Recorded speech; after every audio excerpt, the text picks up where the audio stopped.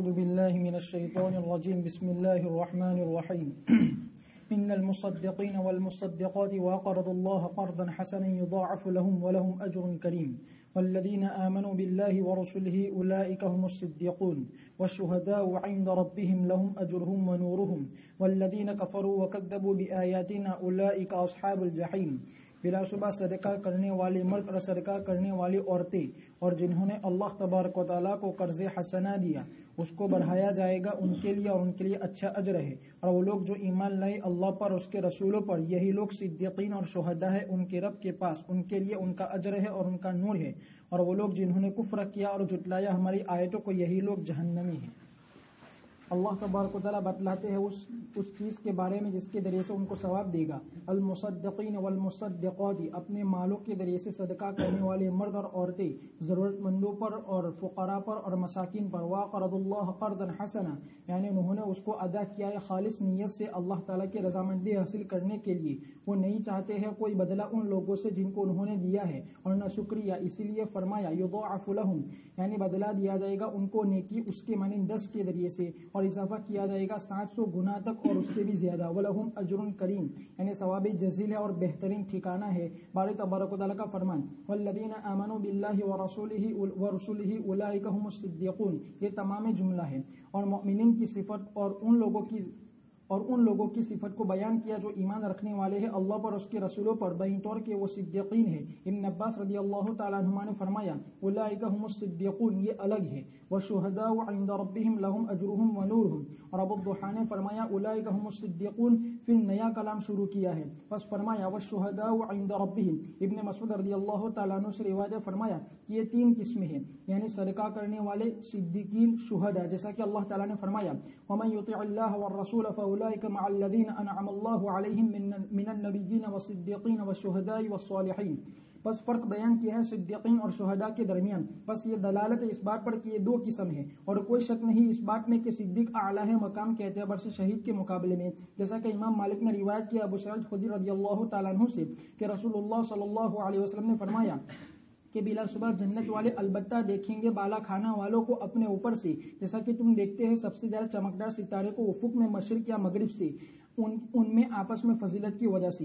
فرمایا ایک صحابی نے عرض کیا یا اللہ کے رسول صلی اللہ علیہ وسلم یہ منزلیں تو انبیاء کی ہوگی اس تک نہیں پہنچ پائے گا ان کے علاوہ. آپ نے فرمایا کیوں نہیں؟ قسم ہے اس ذات کی جس کے قبضے میں میری جان ہے کچھ وہ لوگ جو اللہ پر ایمان لائے اور جنہوں نے رسولوں کی تصدیق کی. اور دوسرے حضرات نے فرمایا بلکہ باری تعالیٰ کے فرمان اولئک هم الصدیقون والشہداء عند ربهم کی مراد یہ ہے کہ اللہ تبارک و تعالیٰ نے بتلایا ان لوگوں کے بارے میں جو ایمان لانے والے ہیں اللہ پر اور اس کے رسول پر بین طور کے وہ صدیقین ہیں اور شہداء ہے. باری تبارک و تعالیٰ کا فرمان والشہداء عند ربهم یعنی جنات نعیم میں جیسا کہ صحیحین میں آیا ہے کہ بلا صبح شہداء کی روحیں سبز پرندوں کے پوختوں میں ہوگی اور وہ سیر کرے گی جنت میں جہاں وہ چاہے گی. باری تبارک و تعالیٰ کا فرمان لہم اجرہم ونورہم یعنی ان کے لیے اللہ تبارک و تعالیٰ کے نزدیک اجر جزیل ہوگا اور عظیم نور ہوگا جو دوڑتا ہوگا ان کے آگے اور یہ اس میں الگ الگ ہوں گے ان عمل کے اعتبار سے جس میں وہ دار دنیا میں تھے. جیسا کہ رسول اللہ صلی اللہ علیہ وسلم نے فرمایا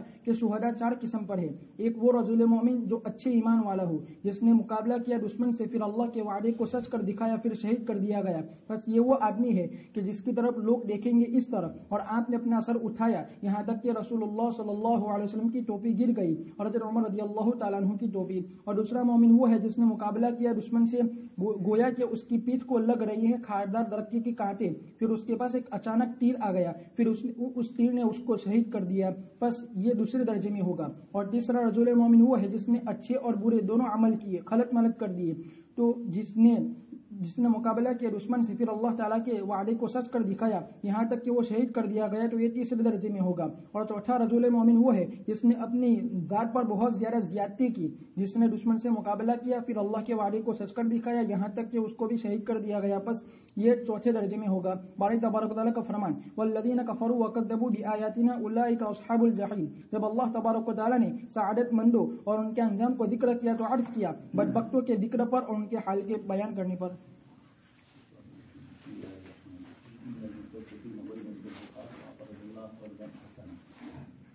مدنی زندگی کی ابتدائی حالات میں صحابہ کرام مکی زندگی میں تو کئی پریشانیاں لیکن مکی زندگی کی مدنی زندگی کی ابتدا میں بھی صحابہ کرام کو فضل خیبر تک اللہ کی راہ میں جہاد کے لیے بہت ساری چیزیں خرچ کرنے کے لیے کچھ نہیں تھا ان کے پاس. ایسے موقع پر خرچ کرنے والوں کی اللہ تبارک و تعالیٰ نے تعریف فرمائی، فضیلت فرمائی. اسلام کو جس طریقے سے ایمان اور اعمال صالحہ کی ضرورت ہے، اس طریقے سے اسلام کو مالیات کا نظام بھی، زکوٰۃ اسی وقت ادا ہو سکے گی.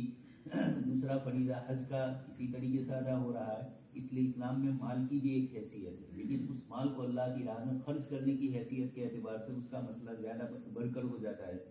اس لیے مختلف آیتوں میں اللہ تبارک تعالیٰ نے صدقہ کرنے والوں کی تعریف فرمائی، اللہ کی راہ میں دینے والوں کی.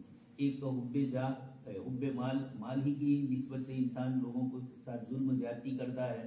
اب جب وہ خود اللہ کی راہ میں مال خرچ کرنے والا ہو جائے گا تو اس مال کی اہمیت اس کے نزدیک کم ہوگی. تو اس مال کے مقابلے میں وہ اپنی جان کو بھی اللہ تبارک تعالیٰ کے راستے میں لگائے گا اور مال کی بھی اچھے محمل میں اللہ تبارک تعالیٰ کے لیے خرچ کرے گا. اس لیے اس جگہ پر اللہ تبارک تعالیٰ نے تعریف فرمائی، المصدقین والمصدقات، صدقہ کرنے والے اور اسی طرح اللہ پاک کو قرض حسنہ دینے والے. کل سن چکے ہیں روایت، صحابی رضی اللہ تعالیٰ عنہ 600 درخت تھے اور اللہ کی راہ میں انہوں نے دے دیا. تو قرض حسن کا معنی ایسا ہے کہ آپ کسی کو قرض دو اور اس کے اندر زیادہ اس کے پاس تال متوت ہے، اس کے پاس زیادہ اصرار نہ کرو بلکہ اس کو سہولت دو، آسانی دو. یہ قرض حسن کا معنی ہے. لیکن کچھ لوگوں نے یہ سمجھا ہے کہ قرض حسن کا مطلب کسی سے لو اور ہاتھ ان سے کر دو اور اس کو قرض حسن سے تعبیر کیا جائے. انگلینڈ میں ایک ادارے والوں نے، مولانا مفتی صاحب نے کسی مالدار سے قرضہ لیا تھا. اس کو کہا تو وہ بیچارہ نہیں سمجھتا تھا، اس نے کہا قرض حسن. اب یہ جب مانگنے کے لیے گیا تو مفتی صاحب نے کہا کہ تم نے قرض حسن کہا تھا، جب ہماری سہولت ہوگی، جب چاہیں گے تب دیں گے. یہ اسلام میں قرض حسن نہیں ہے. سہولت ہو اور پھر بھی آپ نہ دو تو حدیث شریف میں فرمایا مطل الغنی ظلم، ذاتی جس کے پاس روپیہ پیسہ ہے اور پھر بھی قرضہ کسی کا نہیں دے رہا ہے تو یہ ظلم ہے. یہاں یہ مراد نہیں ہے، اس لیے قرض حسن کی یہ تعریف نہیں ہے فقہ میں. والذین آمنوا باللہ ورسولہ، اللہ اور رسول پر ایمان لانے والے، اولئک هم الصدیقون. اب یہ دو تفسیر ہو سکتی ہے. جو لوگ ایمان لائے اللہ اور رسول پر، یہ تصدیق کرنے والے ہیں اور یہ شہداء ہے اللہ تبارک تعالیٰ کے یہاں، اور ان کو ان کے نور اور ان کو ان کا اجر ملے گا. اور دوسری تفسیر، جو ایمان لائے اور اللہ اور رسول پر اور جنہوں نے صدقہ کیا، یہ پہلی جماعت. والشہداء، اور جو اللہ کی راہ میں شہید ہونے والے. شہید کے درجے کے دونوں معنی ہیں، حاضر ہونا بھی، انا ارسلناک شاہدا ومبشرا ونذیرا. بریلویوں نے یہاں لے لیا شاہدن کا معنی حاضر ناظر آپ صلی اللہ علیہ وسلم کے لیے ہے. تو یہ شاہد کا معنی یہ نہیں ہے، یہاں شہداء ہے. شہداء کا معنی بھی حاضر ہونا بھی ہے، اور شہداء کا ایک جو شرعی معنی ہے اور جو عمومی طور پر سمجھ میں آتا ہے اللہ کی راہ میں جان دینا. چنانچہ اس جگہ پر شہداء کا لفظ یہاں شہید ہونے کے معنی میں بھی ادا ہو سکتا ہے اور نفس اللہ کی راہ میں گواہی دینے والا اس اعتبار سے بھی ہو سکتا ہے. آگے امام ابن کثیر رحمۃ اللہ علیہ نے مختلف حضرات کی طرف سے آیتوں کی ترکیب کی ہے. تو آیت کی ترکیب اکیلے آیت کے سیاق و سباق سے نہیں ہوتی ہے، دوسری آیتوں کی روشنی میں بھی ہوتی ہے. خاص کر کے ایسی آیتیں جن سے ملتی جلتی دوسری آیتیں ہو، جیسے اولئک الذین انعم اللہ علیہم من النبیین والصدیقین والشہداء. آیت کریمہ میں ترتیب ہے. یقینی بات ہے کہ سب سے پہلا درجہ انبیاء کرام علیہ السلام کا ہے، اس کے بعد صدیقین کا ہے اور پھر اس کے بعد شہداء کا ہے. پھر خود صدیقین میں بھی بڑے مرتبے، انبیاء کرام علیہ السلام میں بھی اللہ پاک نے خود فرمایا تلک الرسل فضلنا بعضهم علی، بعض کو بعض پر ان میں بھی فضیلت ہے. لیکن فی نفسی ہی وصف رسالت میں سب شریک، وصف شہادت میں سب شریک. پھر شہید کی بھی الگ الگ قسمیں ہیں جس کو انہوں نے نیچے ذکر کیا. اس طریقے سے تصدیق کی بھی ابو بکر صدیق کا درجہ ہم لوگوں کا وہاں تک نہیں پہنچے گا، ان کی صدیقیت سب سے اعلیٰ. تصدیق کر لینا، آپ صلی اللہ علیہ وسلم نے جو فرمایا اس کو مان لیا. ابو جہل وغیرہ نے کہا کہ یہ تو اوپر کی باتیں کر رہے ہیں، اوپر چڑھنے کی، معراج کی، تو کہا اس میں بھی سچے ہیں. تو یہ اس طریقے کی باتوں کو یقین کر لینا، یہ صدیقیت اعلیٰ مرتبہ ہے. اسی طریقے سے صدیقیت یہ بھی ہے کہ آدمی پر حالات آئے لیکن ایمان سے ڈگمگائے نہیں. ایون قص الدین وانا حیون کی صدا لگایا ابو بکر صدیق نے جیسے لگائی. آگے اس کے بعد شہداء کی طرف میں ذکر فرمائی. ایک تو شہادت کی نیت اور ایک اس کے ساتھ ساتھ ایمان باللہ، اللہ تبارک تعالیٰ پر مضبوطی سے ایمان.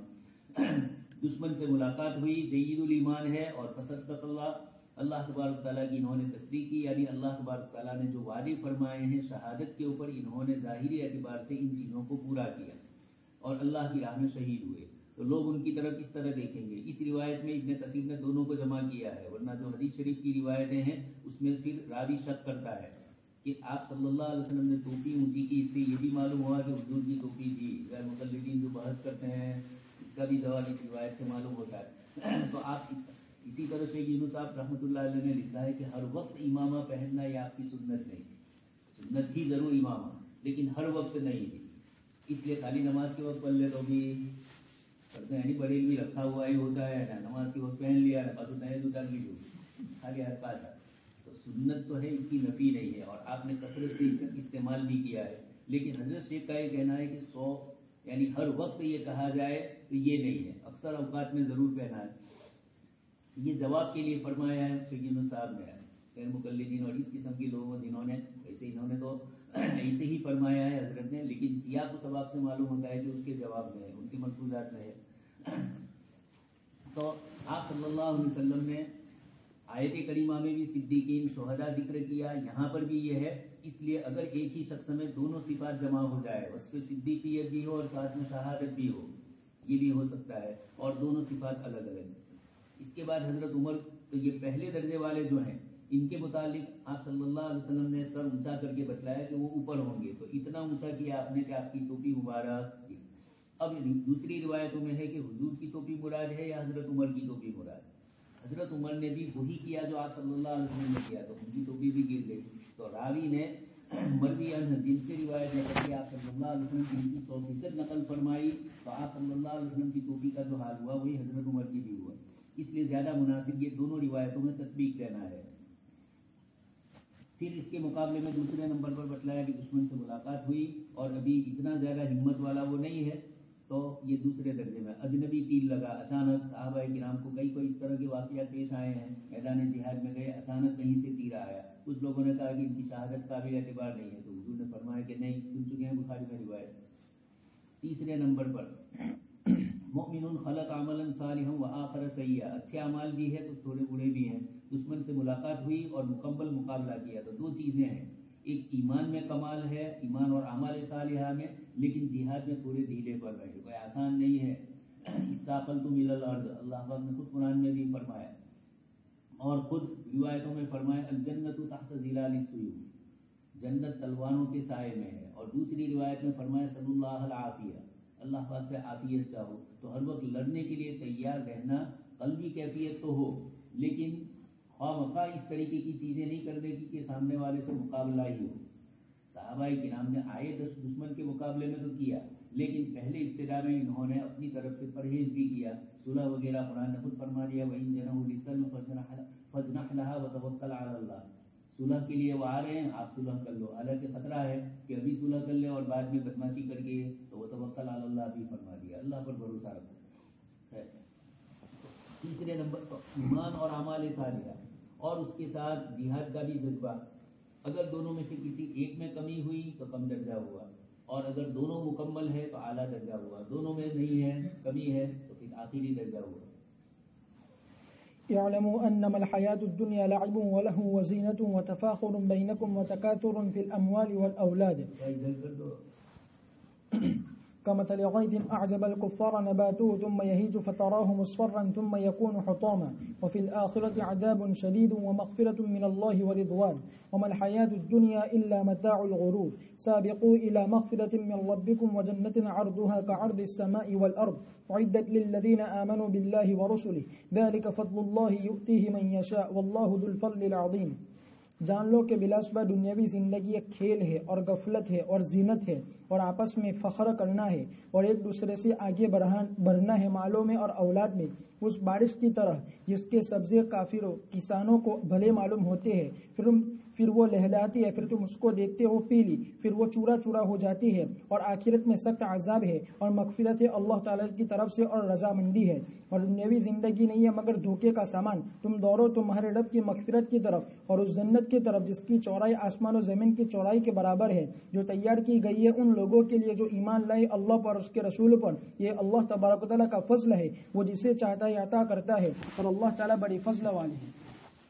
اللہ تبارک و تعالیٰ فرماتے ہیں بے حیثیت قرار دیتے ہوئے دنیاوی زندگی کے معاملے کو اور اس کو حقیر بتلاتے ہوئے انما الحیات الدنیا لعب ولہو وزینۃ وتفاخر بینکم وتکاثر فی الاموال والاولاد، یعنی بلا شبہ دنیا کے معاملے کا حاصل دنیا والوں کے یہاں یہ ہے، جیسا کہ اللہ تعالیٰ نے فرمایا زین للناس حب الشہوات من النساء والبنین والقناطیر المقنطرۃ من الذهب والفضة والخیل المسومة والانعام والحرث ذلك متاع الحیات الدنیا واللہ عنده حسن المآب۔ پھر اللہ تبارک و تعالیٰ نے مثال بیان فرمائی دنیاوی زندگی کی اس بات میں کہ وہ تر و تازہ ہے، ختم ہونے والی ہے، نعمتیں زائل ہونے والی ہے۔ بس فرمایا کمثل غیث، اور وہ بارش ہے جو آتی ہے لوگوں کے مایوس ہو جانے کے بعد، جیسا کہ اللہ تعالیٰ نے فرمایا وَهُوَ الَّذِي يُنَزِّلُ الْغَيْثَ مِن بَعْدِ مَا قَنَطُوا، باری تبارک و تعالیٰ کا فرمان اعجب الکفار نباتہ، یعنی کاشتکار خوش ہو جاتے ہیں اس کھیتی کے سبزے سے جو اگتی ہے بارش کی وجہ سے، جیسا کہ کاشتکار خوش ہو جاتے ہیں اس سے۔ اسی طرح دنیاوی زندگی بھلی معلوم ہوتی ہے کافروں کو، اس لیے کہ وہ سب سے زیادہ حریص ہوتے ہیں دنیا پر اور لوگوں میں سب سے زیادہ مائل ہونے والے ہوتے ہیں دنیا کی طرف۔ ثم یہیج فتراہ مصفرا ثم یکون حطاما، یعنی یہ کھیتی لہلاتی ہے پھر تم اس کو دیکھتے ہو پیلا، بعد اس کے کہ وہ تر و تازہ اور سبز تھی، پھر اس کے بعد ان تمام حالت کے بعد وہ چورا چورا ہو جاتی ہے، یعنی وہ خشک ہو کر ریزہ ریزہ ہو جاتی ہے۔ اسی طرح دنیاوی زندگی کا حال ہے کہ وہ شروع میں جوان ہوتی ہے، پھر ادھر عمر کی ہو جاتی ہے، پھر بدشکل بڑھیا ہو جاتی ہے، اور انسان اسی طرح ہوتا ہے اپنی عمر کے شروع حصے میں اور اپنی جوانی کے مراحل میں مضبوط تر و تازہ نرم اعضاء والا خوش منظر، پھر وہ بوڑھا ہو جاتا ہے، پھر وہ شیخ کبیر اور کمزور اعضاء والا ہو جاتا ہے، جیسا کہ اللہ تبارک و تعالیٰ نے فرمایا اللہ الذی خلقکم من ضعف ثم جعل من بعد ضعف قوة ثم جعل من بعد قوة ضعفا وشیبا۔ جبکہ یہ مثال دلالت کرتی ہے دنیا کے ختم ہونے پر، اس کے پورا ہو جانے پر، اس کے خالی ہونے پر یقینی طور پر، اور بلا شبہ آخرت یقینی طور پر قائم ہونے والی ہے۔ تو اللہ تبارک و تعالیٰ نے ڈرایا اس کے معاملے سے اور ترغیب اس بھلائی میں جو اس میں ہے۔ بس فرمایا وفی الآخرۃ عذاب شدید ومغفرۃ من اللہ ورضوان، یعنی آخرت میں نہیں ہے جو آنے والی ہے قریب ہے مگر سخت عذاب یا مغفرت اللہ کی طرف سے اور رضامندی۔ باری تبارک و تعالیٰ کا فرمان وما الحیات الدنیا الا متاع الغرور، یعنی یہ ختم ہونے والا سامان ہے جس کے ذریعے سے دھوکے میں پڑے رہتے ہیں وہ لوگ جو اعتقاد رکھتے ہیں کہ کوئی دار نہیں ہے اس کے علاوہ اور نہ کوئی لوٹنے کی جگہ ہے اس کے بعد، اور یہ حقیر ہے قلیل ہے نسبت کرتے ہوئے دار آخرت کی طرف۔ رسول اللہ صلی اللہ علیہ وسلم نے فرمایا کہ جنت میں کوڑے رکھنے کی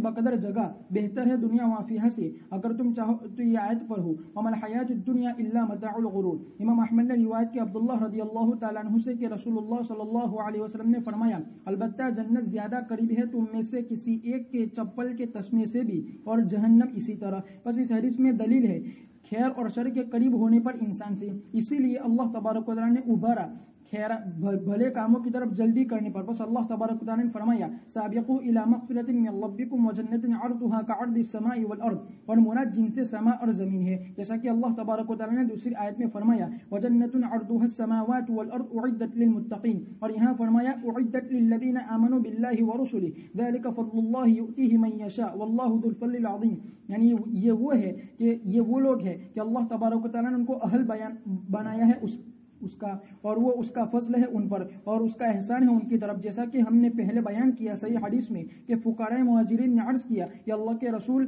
صلی اللہ علیہ وسلم مال و دولت والے تو کثیر اجر و ثواب لے گئے اور درجات علیہ میں پہنچ گئے اور پائیدار نعمتوں میں، آپ نے فرمایا وہ کیا ہے؟ تو انہوں نے عرض کیا کہ وہ نماز پڑھتے ہیں جیسا کہ ہم نماز پڑھتے ہیں، اور وہ روزہ رکھتے ہیں جیسا کہ ہم روزہ رکھتے ہیں، اور وہ صدقہ کرتے ہیں اور ہم صدقہ نہیں کر سکتے، اور وہ غلام آزاد کرتے ہیں اور ہم غلام آزاد نہیں کرتے۔ تو آپ نے فرمایا کیا میں نہیں کر سکتے؟ آپ نے فرمایا کیا میں تمہاری رہنمائی نہ کروں ایسی چیز کی طرف کہ جب تم اس کو کرنے لگو کہ تم سبقت کر جاؤ گے تمہارے بعد والوں سے، اور نہیں ہوگا کوئی زیادہ افضل تمہارے مقابلے میں مگر جس نے کیا ہوگا اسی طرح جس نے تم نے کیا، بس تم سبحان اللہ، اللہ اکبر اور الحمدللہ ہر نماز کے بعد 33 مرتبہ پڑھو۔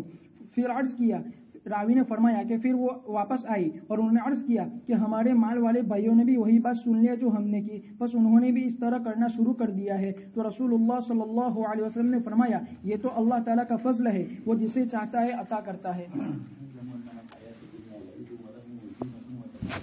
پاک نے 4 چیزیں بتلائی ہے، لہو العید، زینت، تفاخر اور تکاثر۔ انسانی زندگی میں مختلف مرحلے ہوتے ہیں، بچپن میں بچہ کھیل کود میں ہی مشغول ہوتا ہے۔ لہو اور لعب دونوں ایک ہے یا دونوں کے درمیان فرق ہے؟ مفسرین نے الگ الگ فروق بھی بتلائے ہیں۔ اور کچھ حضرات نے کہا کہ دونوں ایک ہے. خیر بچپن کے اندر بچہ ایسے ہی کھیل کھیلتا ہے، چھوٹے بچے کو آپ دیکھ رہے ہیں، پھر اس کے بعد تھوڑی 10-11 سال کے بعد بال ٹھیک کرنے لگتا ہے، آئینے کے سامنے آتا ہے، حضرت اپنے ساری ادھر ادھر کرنے لگتا ہے. پھر اس کے بعد وہ تفاخر بینکم و تکاثر، آپس میں فخر ہوتا ہے، زینت کے بعد آپس میں فخر ہوتا ہے، میرا خود باپ فخر کرے یا اس کی اولاد فخر کرے، دونوں ہے. آگے آ رہا ہے تکاثر فی الاموال والاولاد، الہاکم التکاثر، تکاثر مال و دولت کی کثرت طلب، بہت زیادہ طلب کرنے کے لیے آدمی چلا جائے اس کو کہا جاتا ہے تکاثر. تو آپس میں فخر بھی ہوتا ہے، میں ایسا ہوں، میری ڈگری ایسی ہے، میرا علم ایسا ہے، دنیا بھر میں راضی دیکھ رہے ہیں اپنے حسن کے، اپنے جسم کے اوپر، اپنے باطنی صفات پر، ظاہری صفات پر. اور پھر اس کے بعد وہ تکاثر دو سے ہوتے ہیں. تو اتنا کوئی پوچھے کہ حاجی صاحب કેમ છો કે મારો છોકરો ઇંગ્લેન્ડ છે, પૂછ્યું ન હોય તો એવું બયાન ચાલુ કરી દે. આડી અવડી ગમે તેવી રીતે મતલબ جو کچھ بھی ہے وہ بتلانا شروع کر دیتے ہیں، پوچھے کچھ اور جواب دے. یہ دنیاوی لالچ ہے، ریس و ہوس ہے. تکاثر فی الاموال بھی، پھر اولاد بھی. اتنے بیٹے ہیں میرا ایک بیٹا فلاں جگہ ہے، ایک فلاں ہے. یہ اس طریقے سے بھی اولاد کی کثرت بھی اور اولاد کی کثرت صفات بھی. اور مال کے سلسلے میں بھی مشہور ہے نہیں، فلانی حج میں گئے تھے، فلانی 5ویں مرتبہ تھی، وقت جی لائے ہو تو آپ رہتے سال ہوتا ہے. تو خیر ایسے ہی کچھ زمانے میں کہا جاتا تھا بچے بیچارے زندگی میں ایک ہی حج کر دے. اب آسان ہو گیا ہے، یہ تو وقتی ہے، آپ کے دور حدیث کی یادگار رہے گی نہیں زندگی سے. ابھی جو حج میں عمرہ بھی بند ہوا ہے. تو تکاثر فی الاموال والاولاد کمثل غیث اعجب الکفار، اس بارش کی طرح جس نے کاشتکار کو تعجب میں ڈالا. پہلی جو 4 مثالیں دی حضرت مفتی شفیع صاحب رحمۃ اللہ علیہ فرماتے ہیں کہ انسان کے 4 مرحلے گزرتے ہیں. پہلے مرحلے کے بعد دوسرے مرحلے میں چھوٹا بچہ تھا، اس کو کسی چھوٹی چیز سے کھیلتا تھا. اب بڑا ہوا اور وہی کھلونا اس کو دیا جائے تو کہے گا نہیں کہ میں بڑا ہو گیا ہوں. گویا سمجھ رہا ہے کہ پہلا کھلونا ٹھیک نہیں تھا، وہ اس عمر کے لحاظ سے تھا. اس طریقے سے انسان کی سوچ زندگی کے الگ الگ اوقات کے اور الگ الگ احوال کے بدلنے سے بدلتی ہے، لیکن پھر بھی دنیا دنیا ہی ہے. یہ سارے مرحلوں کے بعد اللہ پاک نے تشبیہ بیان فرمائی. کمثل غیث، بارش کو دیکھ رہے ہیں، شروع کے اندر جب بارش ہوتی ہے تو پھوپھلیں زمین کے اندر سے نکلتی ہے اور سانڈا لہلہاتی ہوئی، جیسے ابھی دیکھ رہے ہیں آپ کھیتی. اور پھر اس کے بعد ابھی مہینے 1.5 مہینے کے بعد ساری ختم ہو جائے گی، چوڑے چوڑا ہو جائے گا، نکال لیں گے. پھر اس کے بعد اس کو ٹریکٹر کے ذریعے، پہلے بیل گاڑیوں سے چلاتے تھے، پھر ٹریکٹر آیا، پھر تھریشر آیا، اور بھی اب نئی نئی مشینری نکل رہی ہے. تو ان کے ذریعے بھوسا کر دیا جاتا ہے. کبھی خود کھیتی بھوسا ہو جاتی ہے، اچانک بارش آئی، بگولا آیا اور اچانک اس طریقے کے دیکھ رہے ہیں. ابھی گروڑی کا پھر ماوٹھا آ رہا ہے. ماوٹھو تو دیوالی پر ہوتی ہے، ماوٹھو کے اس کے بعد کا بھی گجراتی میں ماوٹھا بولتے ہیں. کل 9 ہمیں جو ہے کہ ہم بولے دیوالی کے وقت جو بارش ہوتی ہے وہ اچھی ہوتی ہے کھیتی کے لیے. لیکن اب فروری کے اندر بارش ہو تو پاک پڑا ہوا ہے، کچھ میں بھی پڑا ہوا ہے، پالنپور میں بھی پڑا ہوا ہے، دیرا بھی. تو یہ اس قسم کی چیزوں کو پھر وہ نقصان دیتا ہے. تو اللہ تبارک تعالیٰ فرماتے ہیں کہ بارش کی مثالیں کثرت سے قرآن نے دی ہے. انما مثل الحیات الدنیا ضرب اللہ مثلا وضرب لهم مثل الحیات الدنیا کماء انزلنا، سورۃ کہف میں یہ ساری مثالوں میں یہی سمجھایا کہ رات دن انسان دیکھ رہا ہے، چھوٹا بچہ ہے، بڑا ہوتا ہے اور کبھی اچانک انتقال کر جاتا ہے. ملازمت ملتی ہے، شاندار پوسٹ پر جاتا ہے اور اچانک انتقال ہو جائے، ماں باپ کے لیے زندگی پر افسوس. تو اللہ پاک فرماتے ہیں دنیاوی زندگی بھی ایسی ہی ہے. ثم تہیج فتراہ مصفرا، پھر پیلی اور زرد پڑ جائے گی. ثم یکون حطاما، پیلی اور زرد تو بڑی عمر میں، اور حطاما اس کے بعد آخری عمر میں. بس یہی دنیا کی زندگی کی مثال قرآن نے دوسری آیت میں ذکر فرمائی ہے.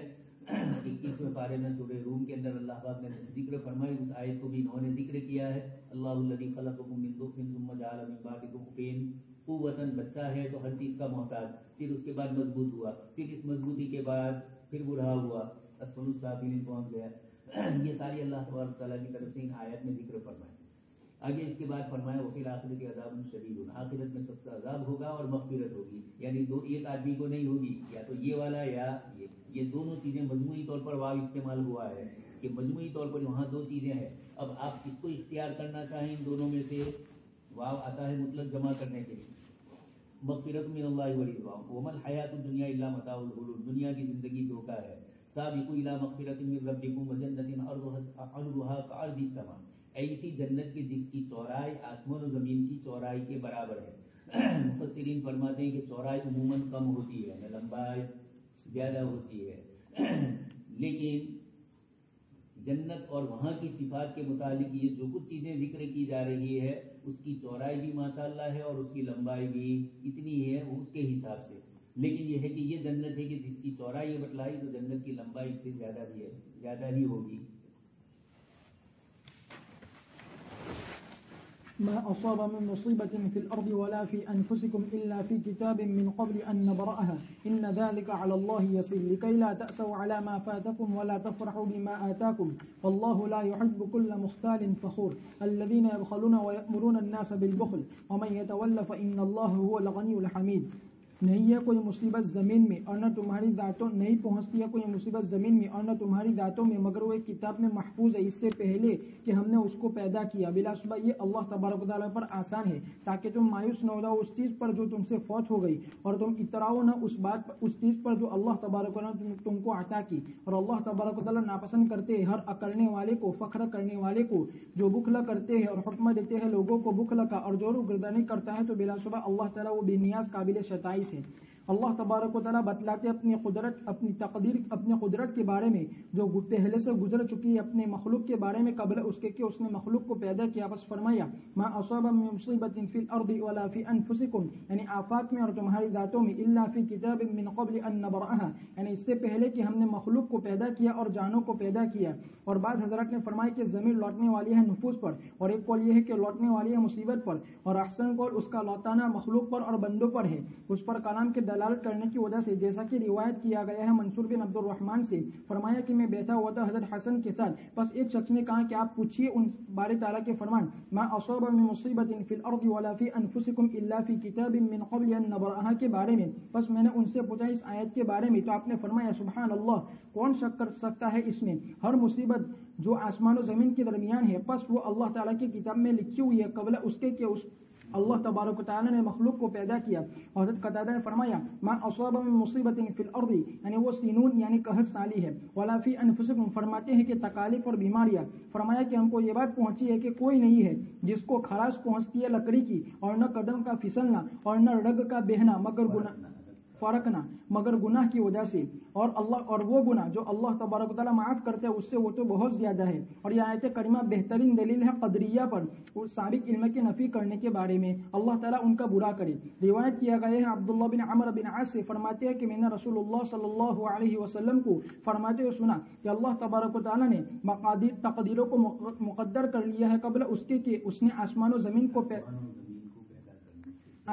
زمین کو پیدا کرنے سے پہلے 50,000 سال. اور ابن وہب نے یہ اضافہ کیا وکان عرشہ علی الماء، باری تبارک و تعالیٰ کا فرمان ان ذلک علی اللہ یسیر، یعنی بلا شبہ اللہ تبارک و تعالیٰ کا علم تمام چیزوں پر ہے اس کے موجود ہونے سے پہلے، اور یہ اللہ تبارک و تعالیٰ پر آسان ہے اس لیے کہ وہ جانتا ہے جو ہوا اور جو ہوگا. باری تبارک و تعالیٰ کا فرمان لکی لا تأسوا علی ما فاتکم لکی لا تأسوا علی ما فاتکم ولا تفرحوا بما آتاکم، یعنی ہم نے تم کو بتلا دیا ہے ہمارے علم کے مقدم ہونے کی وجہ سے اور ہمارا چیزوں کے بارے میں پہلے سے لکھ لینے کی وجہ سے اس کے ہونے سے پہلے، اور ہماری تمام کائنات کی تقدیروں کے بارے میں اس کے وجود سے پہلے، تاکہ تم جان لو کہ جو مصیبت تم کو پہنچی ہے وہ البتہ تم سے خطا نہیں کرے گی، اور جو تم سے خطا کر گئی وہ البتہ تم کو پہنچنے والی ہی نہیں ہے. بس تم مایوس نہ ہو جاؤ اس چیز پر جو تم سے فوت ہو گئی. ولا تفرحوا بما آتاکم، اور تم فخر نہ کرو لوگوں پر ان چیزوں کے ذریعے سے جس کے ذریعے سے اللہ تبارک و تعالیٰ نے تم پر انعام فرمایا،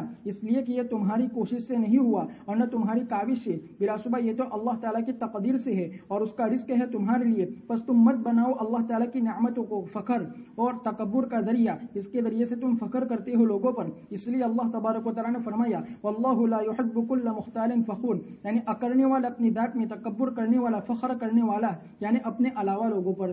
حضرت اکرمہ نے فرمایا کہ نہیں ہے کوئی مگر وہ خوش ہوتا ہے اور غمگین ہوتا ہے، لیکن تم بناؤ خوشی کو شکر کا ذریعہ اور غمی کو صبر. پھر اللہ تبارک و تعالیٰ نے فرمایا الذین یبخلون ویأمرون الناس بالبخل، یعنی وہ برائی کرتے ہیں اور ابھرتے ہیں لوگوں کو اس پر. ومن یتول، یعنی اللہ تعالیٰ کے حکم سے اور اس کی اطاعت سے، فإن اللہ هو الغنی الحمید، جیسا کہ اللہ تعالیٰ نے فرمایا ان تکفروا انتم ومن فی الارض جميعا فإن اللہ لغنی حمید. ذکر فرماتے ہیں اور بھی دوسری آیتوں میں اس طریقے سے ذکر فرمایا. امت میں گروہ پیدا ہوا جس کا نام ہی قدریہ ہے.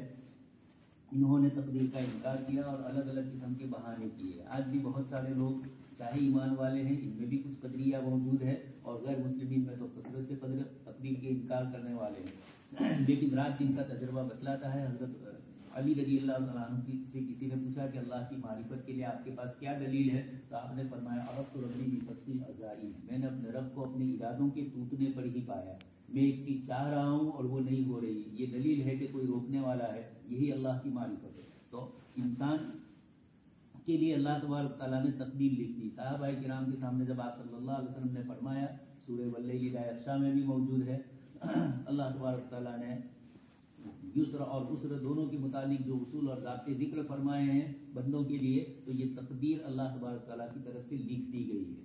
صحابہ نے پوچھا کہ جب یہ لکھ دی گئی ہے تو اب ہمیں تو کچھ کرنا نہیں ہے، وہی ہونے والا ہے جو اللہ نے چاہا؟ فرمایا کہ نہیں، کل موفق، ہر ایک کو اسی کی توفیق ہوگی لما یسر، جو اللہ پاک کی طرف سے اس کے لیے آسان کیا گیا ہے۔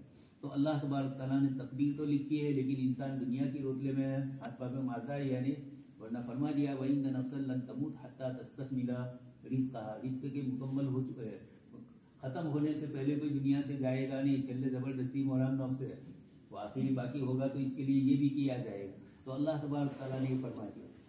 اب یہ ہے کہ اللہ تبارک تعالیٰ نے مصیبتیں، چاہے فی الارض، روئے زمین پر جو عمومی مصیبتیں آتی ہے، جیسے انہوں نے قحط سالی سے اس کو تشبیہ دیا ہو، اور انسان کی جان میں جو مصیبتیں آتی ہے اپنی ذات کے ساتھ یا اپنے اولاد کے ساتھ، اپنے مال کے ساتھ، وَلَا فِي أَنفُسِكُمْ إِلَّا فِي كِتَابٍ مِّن قَبْلِ أَن نَّبْرَأَهَا، مگر وہ لوح محفوظ میں اللہ پاک کی طرف سے کتاب میں محفوظ ہے، انسانوں کے پیدا ہونے سے پہلے۔ ہاں کی ضمیر لوٹائی جا رہی ہے نسما، انسانی جان کے پیدا ہونے سے پہلے۔ فی انفسکم آیا تو نبرأہا میں ہاں کی ضمیر اسی انفس کی طرف لوٹ رہی ہے۔ کچھ حضرات نے ضمیر کو مصیبت کی طرف بھی لوٹائی، لیکن ابن کثیر کا رجحان اور دوسرے مفسرین کا بھی یہی کہنا ہے کہ مصیبت کے پیدا کرنے سے پہلے نہیں، اس انسان کو پیدا کرنے سے پہلے۔ مصیبت کے پیدا کرنے سے پہلے تو ہوا ہی، لیکن انسان کے پیدا کرنے سے پہلے لکھ دیا گیا ہے۔ حضرت آدم علیہ السلام والا سن ہی چکے ہیں، فحج آدم موسیٰ، کیا آدم بھائی کو حضرت موسیٰ علیہ السلام نے کہا کہ آپ نے ہمیں اوپر سے نیچے اتارا، دانا نہ کھاتے تو یہ پریشانی آتی نہیں، لیکن اللہ پاک نے خود فرما دیا ہے انی جاعل فی الارض، اللہ کوئی آیت ہے کہ نہیں، کس کو کہہ رہے ہیں اللہ پاک؟ فرشتوں سے نے آدم بھائی کو پیدا کرنے سے پہلے فرما رہے ہیں، یہی تو تقدیر ہے کہ میں پیدا کرنے والا ہوں۔ تو حضرت آدم علیہ السلام نے فرمایا کہ موسیٰ علیہ السلام تمہارے اوپر نازل ہونے والی تورات میں اللہ پاک نے لکھ دیا تھا کہ آدم دانا کھائیں گے، تو میرے پیدا ہونے سے پہلے لکھا جا چکا تھا کہ میں دانا کھاؤں گا، اس پر تم مجھے کس طریقے سے یہ کہہ رہے ہو؟ تو حدیث شریف میں فرمایا حج آدم، آدم علیہ السلام کامیاب ہو گئے، جیت گئے۔ اب یہ کہاں دونوں کے درمیان معرکہ آ رہا ہے، وہی کندالی میں کہ اسود میں، یہ اللہ جانے۔ یہ پھر محدثین نے الگ الگ اس کے جوابات دیے ہیں کہ کس موقع پر ہوا، لیکن ہوا ہے۔ آگے اس کے بعد اللہ تبارک تعالیٰ نے تقدیر کی ان چیزوں کو، حضرت مولانا شفیع احمد عثمانی رحمۃ اللہ علیہ کی کتاب ہے، آپ کے رسائل ہے، خطبات عثمانی، اور اس کے اندر یہ رسالہ بھی موجود ہے تقدیر کا۔ آپ نے فرمایا کہ ہلکا سا اختیار انسان کو دیا تو یہ انسان سمجھنے لگا کہ سارا پاور میرے پاس ہے، ربکم الاعلیٰ کے دعوے کرنے والا ہو گیا۔ کسی نے زبانی کہا فرعون نے، کسی نے بش نے دوسرے انداز میں کہا، اور ابھی آیا تھا ٹرمپ، وہ بھی اسی طرح تھا، موراٹی لاکھوں تو عقل مت سوتا تھا، چھوٹا بھائی بھی کچھ کم نہیں، یہاں والا بھی۔ تو یہ اس طریقے سے اللہ تبارک تعالیٰ نے تقدیر میں یہ ساری چیزیں لکھ دی ہے۔ اب جو کچھ ہو رہا ہے وہ یہی، تو تقدیر کے مسئلے میں حضرت مولانا شفیع احمد عثمانی رحمۃ اللہ علیہ فرماتے ہیں، انہوں نے اس مسئلے کو بہت تفصیل سے سیرا ہے، حالانکہ اس مسئلے کے مطابق جو جتنا خاموش رہے اتنا کامیاب ہے۔ تو آپ نے یہ فرمایا سمجھانے ہی کے لیے دو گروہ ہیں، ایک طرف تو تقدیر کے منکرین ہے جو ہر چیز کا انکار کر رہے ہیں، اور ایک وہ ہے کہ تقدیر کو تو مانتے ہیں، لیکن تقدیر کے ماننے کے اندر دینی اعتبار سے جب کوئی بات آتی ہے تو ملزم اللہ علیہ کو، اور دنیاوی بات آتی ہے تو محنت کرتے ہیں، آگے پیچھے دوڑتے ہیں اس کے پیچھے۔ تو تقدیر کے مسئلے میں دو گروہ ہوئے ہیں، کچھ نے یہ کہا کہ سارا اختیار انسان کے پاس ہے، اور کچھ نے یہ کہا کہ انسان مجبور محض ہے۔ یہ دونوں فریق اپنی اپنی جگہ پر غلط ہے۔ حضرت موسیٰ علیہ السلام نے اللہ پاک سے فرمایا کہ باری تعالیٰ سب کو ہی آپ جنت دے دیتے، آخر جہنم کیوں رکھی؟ اللہ پاک نے فرمایا کہ موسیٰ اپنا کپڑا اٹھاؤ، تھوڑا اٹھایا، پھر اس کے بعد کہا اور اٹھاؤ، پھر آگے اٹھایا، پھر جب 70 کی حد آ گئی موسیٰ علیہ السلام نے کہا کہ اس سے آگے اب نہیں کھول سکتا۔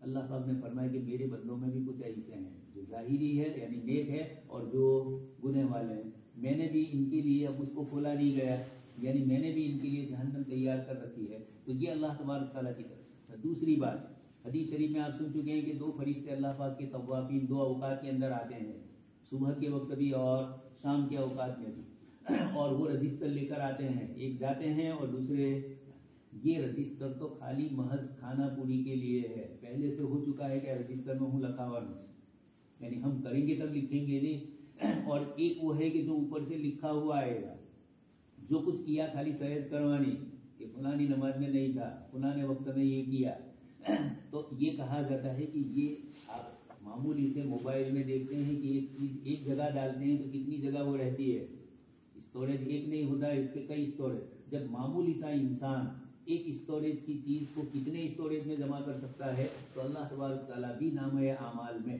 فرشتے لکھ رہے ہیں، کرامن کاتبین وہ بیٹھے ہوئے ہی ہیں، اور اسی طریقے سے زمین گواہی دے گی، ہمارے بدن کے اعضاء گواہی دیں گے، یہ سب اسٹوریج ہے اللہ پاک کے، جہاں سے بھی نکالنے چالے جس فنکشن میں سے بھی وہ نکل جائے گا، چھوٹنے نہیں پائے گا کوئی کسی طرح۔ یہ بھی ایک شکل ہے کہ ہمارے اعمال کیا ہوئے ہیں، کیا ہونے والے ہیں، سب اللہ پاک کو معلوم ہے۔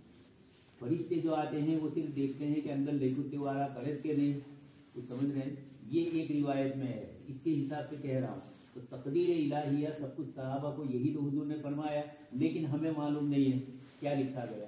حضرت مولانا شبیر احمد عثمانی رحمۃ اللہ علیہ فرماتے ہیں کہ اس مسئلے میں علماء متکلمین بھی گئے اور قدریہ بھی گئے، یعنی قدریہ نے تو غلط کہا، علماء متکلمین نے تقدیر کے ثبوت کے لیے ان کو جو جوابات دیے، لیکن ان جوابات میں کچھ اصطلاحات وہ آ گئی جو علماء متکلمین کی شان کے مطابق نہیں تھی، معتزلہ کی تھی، اور اسی طریقے سے مناطق فلاسفہ کی جو اصطلاحات تھی اور جو تعبیرات تھی ان کو ہمارے یہاں بھی استعمال کر لیا گیا۔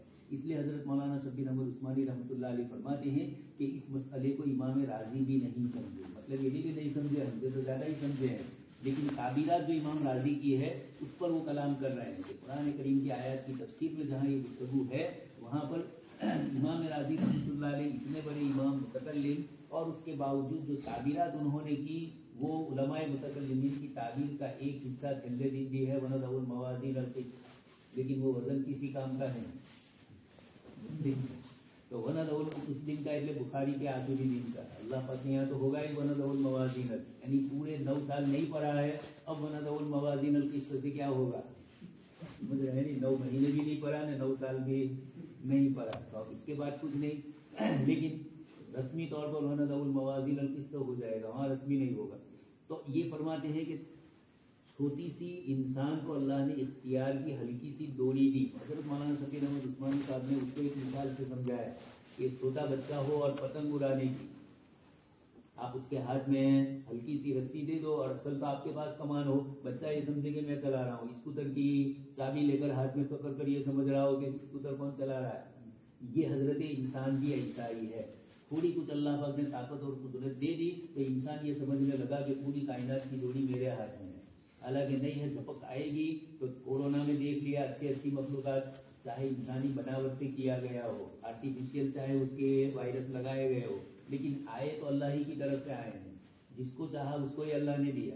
ایک صاحب ابھی آئے ہمارے رشتے دار باہر رہتے ہیں، انہوں نے پڑھے لکھے ہیں، انہوں نے مجھے کہا کہ کروا گیا کڑی نہ تھئی گئی کھولی، جو گجراتی میں کہوت ہے، کہا کروا گیا کہاں نہ تھئی، یعنی یہ کرنا چاہ رہے تھے دوسرا کچھ، ان کو جو تبدیلی کرنی تھی دنیا کے نظام میں، لیکن کنٹرول ان کے ہاتھ میں نہیں تھا، اوپر والے کے ہاتھ میں تھا، تو اللہ پاک نے پورا نظام ہی ان کا معطل کر دیا۔ ساری دنیا کی اتنی تھپ کرنا نہیں چاہ رہے تھے وہ کہ ان کو بھی اس کے اثرات آئے، انہوں دھوئیں نہیں پہنچے بروانوں، لیکن ہو گیا اچانک، اس طریقے کے حالات آ گئے۔ اب چاہے یہودی کہتے رہے کہ سب ہمارے ماتحت ہو رہا ہے، سب کچھ نہیں ہو رہا ہے، یہ بدماشی ہے لوگوں کو بیوقوف بنانے کی کہ ہم جو چاہتے ہیں وہی دنیا میں ہوتا ہے۔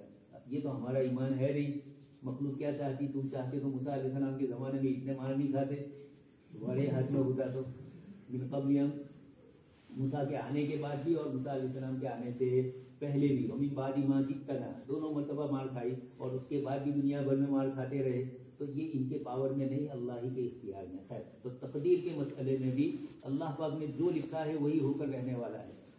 کسی چیز کو پیدا کرنے سے پہلے کہ یہ ایسا کرے گا مخلوق کے لیے تو ناممکن ہے، لیکن ان ذالک علی اللہ، اس لیے کہ وہ مشینری اسی خدا کی ہے، وہ جانتا ہے کہ یہ پیدا ہونے کے بعد بچوں کیا کرے گا۔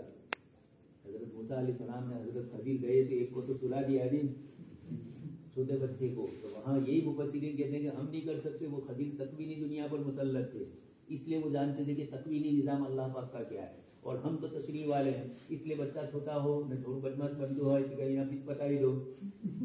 یہ ہمارے یہ جائز نہیں ہوگا. ہمارے یہ تکوین الہی میں اللہ پاک اپنے نظام میں کروائے کہ خود اس کی موت آ جائے، یہ ایک الگ بات ہے. یا بچہ بیچارہ اپاہج وغیرہ ہے، ماں باپ پریشان ہے، اب چاہتے ہیں کہ اللہ پاک اس کو اٹھا لے، تو یہ ایک دعا ہے ان کی، لیکن اختیار ان کا نہیں ہے، اختیار تو اللہ ہی کو ہے. لِكَيْ لَا تَأْسَوْا عَلَىٰ مَا فَاتَكُمْ وَلَا تَفْرَحُوا بِمَا آتَاكُمْ. یہ بھی بہت شاندار چیز فرمائی.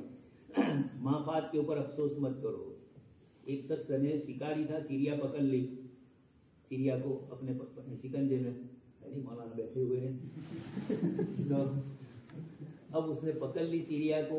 چڑیا نے اس کو کہا کہ تو اگر مجھے چھوڑ دے، اس درخت پر بیٹھنے دے، تو میں تجھے ایک ایسی چیز کہوں گی یا ایسی چیز بتلاؤں گی جو زندگی بھر تجھے فائدہ ہے. فلاں نے کہیں دل میں غیر بدلاوا نہیں، تو اس نے کہا کہ چلو چھوڑ کے رکھتی. کہا کہ لا تأسوا علی ما فاتکم، میں تیرے پنجے سے نکل گئی، اب لا تأسوا.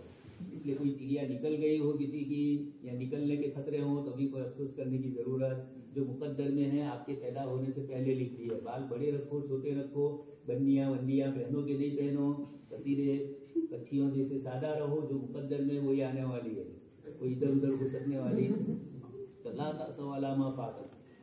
دنیا کی تمام چیزوں میں جو فوت ہو جائے، محنت نہیں کی ہے تو فوت ہونے پر افسوس، محنت کی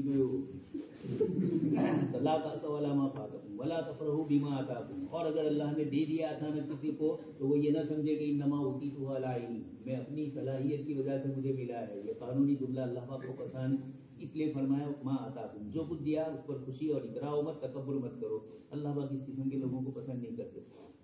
فوراً اس کے بعد بخل کا ذکر کیا، اس لیے کہ مالیات کے اندر یہ دونوں چیزیں ہیں، یا تو سخاوت ہوتی ہے یا بخل ہوتا ہے. اور انسان خاص کر کے وَأُحْضِرَتِ الْأَنفُسُ الشُّحَّ، انسانی طبیعتوں کے اندر بخل کو، انسانی طبیعتوں میں حرص کو، لالچ کو رکھا گیا ہے.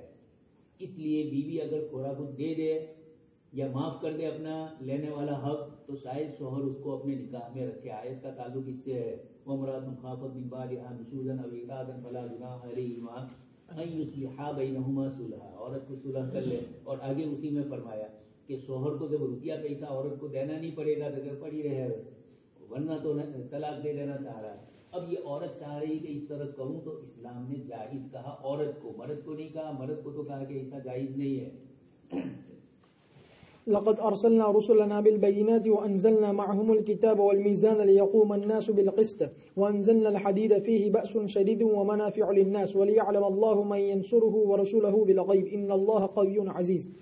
البتہ تحقیق کہ ہم نے بھیجا ہمارے رسولوں کو واضح دلائل لے کر، اور ہم نے اتارا ان کے ساتھ کتاب اور میزان تاکہ لوگ کھڑے ہو جائے انصاف کے ساتھ. اور ہم نے اتارا لوہے کو جس میں سخت قوت ہے اور منافع ہے لوگوں کے لیے، اور تاکہ جان لیں اللہ تعالیٰ کہ کون اس کی مدد کرتا ہے، اور اس تاکہ اللہ تعالیٰ تمیز کرے کہ کون اس کی مدد کرتا ہے اور اس کے رسولوں کی بغیر دیکھے. بلا شبہ اللہ تعالیٰ قوت والا زبردست ہے. اللہ تبارک و تعالیٰ فرماتے ہیں لقد ارسلنا رسلنا بالبینات، یعنی معجزات کو لے کر، لاجواب حجتوں کو لے کر اور قطعی دلائل کو لے کر. وانزلنا معهم الکتاب، اور وہ صحیح وحی ہے. والمیزان، اور وہ عدل ہے جس کی گواہی دیتی ہے صحیح اور درست عقلیں جو مخالف کمزور رائوں کے. جیسا کہ اللہ تعالیٰ نے فرمایا افمن کان علی بینۃ من ربہ ویتلوہ شاہد منہ، اور اللہ تعالیٰ نے فرمایا فطرۃ اللہ التی فطر الناس علیہا. اللہ تعالیٰ نے فرمایا والسماء رفعها ووضع المیزان. اسی لیے اللہ تعالیٰ نے اس آیت کریمہ میں فرمایا لیقوم الناس بالقسط، یعنی حق کے ساتھ اور انصاف کے ساتھ. اور وہ رسولوں کی اتباع کرنا ہے ان باتوں میں جو انہوں نے بتلائی، اور ان کی اطاعت کرنا ہے ان چیزوں میں جس کا انہوں نے حکم دیا. اس لیے مومنین کہیں گے جب وہ جنت کے بالا خانوں میں پناہ گزین ہوگی اور بڑے بڑے درجات میں، الحمدللہ الذی ہدانا لہذا وما كنا لنهتدی لولا ان هدانا اللہ لقد جاءت رسل ربنا بالحق. اور باری تبارک و تعالیٰ کا فرمان وانزلنا الحدید فیہ بأس شدید، اور ہم نے لوہے کو بنایا سرزنش کرنے کے لیے اس سے جو انکار کرے حق کا اور اس سے عناد رکھے اس پر حجت کے قائم ہو جانے کے بعد. اسی لیے مقیم رہے رسول اللہ صلی اللہ علیہ وسلم مکہ میں. نبوت کے بعد 13 سال تک آپ کی طرف وحی کی جا رہی تھی مکی صورتوں کی، اور تمام میں جنگ و جدال کی باتیں تھی مشرکین کے ساتھ، اور توحید کی وضاحت اور بیان تھا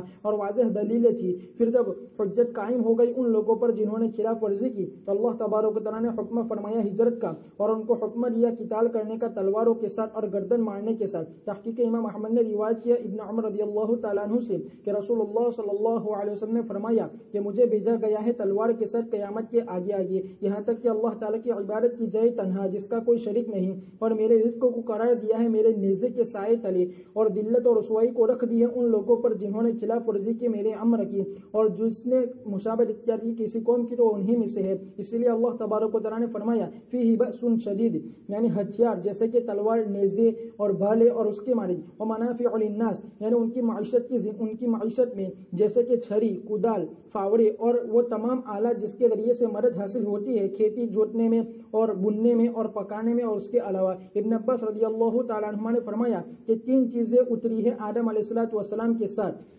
نہائی اور زنبور اور میقع یعنی ہتھوڑا۔ باری تبارک و تعالیٰ کا فرمان وَلِيَعْلَمَ اللَّهُ مَن يَنصُرُهُ وَرَسُولَهُ بِالْغَيْبِ، یعنی اس کی نیت ہتھیار اٹھانے میں اللہ تعالیٰ کے اور اس کے رسول کی نصرت کرنا ہو۔ ان اللہ قوی عزیز، یعنی وہ مضبوط ہے، زبردست ہے، وہ مدد کرتا ہے جو اس کی مدد کرے حالانکہ اس کو لوگوں کی ضرورت نہیں ہے، اور بلا شبہ مشروع کیا جہاد کو تاکہ تم میں سے بعض کو بعض سے آزمائے۔ لے کر آئے ظاہری دلیلیں دی اور خود کتاب اللہ میں یہ سب سے بڑی دلیل ہے، اللہ کی کتابیں آسمانی لے کر آئے اور ساتھ ساتھ معجزات دی، اور اللہ پاک نے ان کو ایسی عقلی دلیلیں بتلائی جن عقلی دلائل سے انہوں نے گفتگو کی۔ حضرت ابراہیم علیہ السلام کی گفتگو کو اللہ پاک نے تعریف فرمائی، سورج کو دیکھا تو یہ کہا ستاروں کو، اور اسی طریقے سے چاند کو دیکھ کر قرآن کریم نے فرمایا آگے اخیر میں وَتِلْكَ حُجَّتُنَا آتَيْنَاهَا إِبْرَاهِيمَ عَلَىٰ قَوْمِهِ، یہ وہ حجتوں اور یہ دلیلیں ہیں جو ابراہیم علیہ السلام کو عطا فرمائی۔ تو اللہ پاک اس کی مثال ہے، اور ظاہری دلیل کا انداز اچھا کسی کو دے یہ نبیوں کی سنت ہے، بَشِّرِ الْبَيِّنَاتِ، یہ بھی واضح دلائل کے اندر ہے۔ وَأَنزَلْنَا مَعَهُمُ الْكِتَابَ وَالْمِيزَانَ، نمرود کے ساتھ بھی جو آپ نے کیا أَلَمْ تَرَ إِلَى الَّذِي، حضرت ابراہیم علیہ السلام نے اس کو بھی جو دلیل میں کہا وَبُهِتَ الَّذِي كَفَرَ، مشرق اور مغرب سورج کے طلوع ہونے کا نہیں بتلا سکا، نہیں کر سکا اس کو۔ تو یہاں پر ایک تو بینات، دوسرا بتلایا وَأَنزَلْنَا مَعَهُمُ الْكِتَابَ، نبیوں کی کتابیں بھی دی، وَالْمِيزَانَ، اور نبیوں کو ترازو بھی دیا۔ ایک تو میزان خود نبی کی جو باتیں ہوتی ہے وہ افراط و تفریط سے پاک ہوتی ہے، اس لیے خود نبوت کی باتیں ہی میزان ہے سب سے بڑی، اور اسی طریقے سے عدل و انصاف کا جو ترازو اللہ پاک نے دیا ہے۔ پھر بھائی نے کہتے یہاں بیٹھا ہے رضوان لِيَقُومَ النَّاسُ بِالْقِسْطِ، ترازو اللہ تبارک و تعالیٰ نے عدل و انصاف کا پیمانہ یہ اللہ پاک نے دیا ہے، احکام میں بھی عدل و انصاف اور رات دن کے معاملات میں بھی عدل و انصاف، افراط و تفریط سے دونوں چیزوں میں پاک ہو جائے۔ تو معلوم یہ ہوا کہ لیقوم الناس بالقسط، دنیا میں عدل و انصاف کا نظام، حضرت عمر ہی سب سے پہلے تھے جنہوں نے دنیا میں عدل، انتظامیہ اور عدلیہ دونوں کو الگ کیا۔ حضرت عمر رضی اللہ تعالیٰ عنہ نے قاضی سورہ کو بٹھایا اور الگ کر کے انتظامیہ آپ نے الگ کر دیا، انتظامی امور حضرت عمر کے پاس تھے، اور نیائی تنتر کے امور قاضی سورہ اور اس قسم کے دوسرے حضرات تھے۔ اس وقت دنیا میں وہی چیزیں ہیں، لیکن ہندوستان میں اس وقت تک عدلیہ، انتظامیہ ہی کے تابع ہے۔ سپریم کورٹ بھی ایسے فیصلے دیتی ہے جو انہی کے فیور میں۔ مسجد مسلمانوں نے مندر توڑا لی، مسجد کی جگہ بنائی نہیں، پھر بھی مندر ان کا ہے۔ یہ تو کوئی جواب نہیں ہے ہی نہیں، جب مندر تھا ہی نہیں، ابھی بھی اللہ پاک نے دکھلا دیا۔ واللہ عالم، حقیقت ہے کہ بڑی بدماشی ہے۔ ابھی الیکشن کو دیری ہے تو خالی خالی وہ کا ہیرو ہے، ابھی بناؤ نہ دیے اس بہانے جتنے روپیے آ گئے۔ تو یہ اس طریقے کی جو شکلیں بنتی ہے، لیقوم الناس بالقسط، اللہ پاک نے انبیاء کرام علیہ السلام کو خود بھی انصاف والا بنایا، اور موسیٰ علیہ السلام پر نازل ہونے والی تورات میں اور پھر اسی کے واسطے سے قرآن کریم میں بھی بتلایا کہ نبی بھی بھیجے اور انصاف کرنے والے اللہ پاک کی طرف سے مقرر کیے گئے۔ فلما فصل طالوت بالجنود، انہوں نے مانگا کہ آپ کوئی اجعل لنا ملکا، کہ آپ ہمارے لیے کسی کو بادشاہ مقرر کیجئے۔ پھر اس کے بعد جالوت کا جو مسئلہ ہوا، طالوت کا اور جالوت کا، تو لیقوم الناس بالقسط، قیامت تک اللہ پاک کی طرف سے باطل طاقتوں کی سرپوشی کے لیے اور اس کو مٹانے کے لیے، اس کو کمزور کرنے کے لیے حق کے علم بردار کھڑے رہیں گے، اور وہ لیقوم الناس بالقسط کریں گے۔ ایک تو جہاد، اور ایک لیقوم الناس بالقسط، معاملات کے اندر لوگوں کے لیے انصاف کا ترازو ہم نے رکھا وہ بھی، اور ہم میں سے ہر ایک کے لیے ترازو ہے قیامت کے دن کے لیے، اس کا حساب ہونے والا ہے۔ تو انفرادی ترازو پر بھی گفتگو، اجتماعی پر بھی، دنیاوی اعتبار سے بھی، اخروی اعتبار سے بھی۔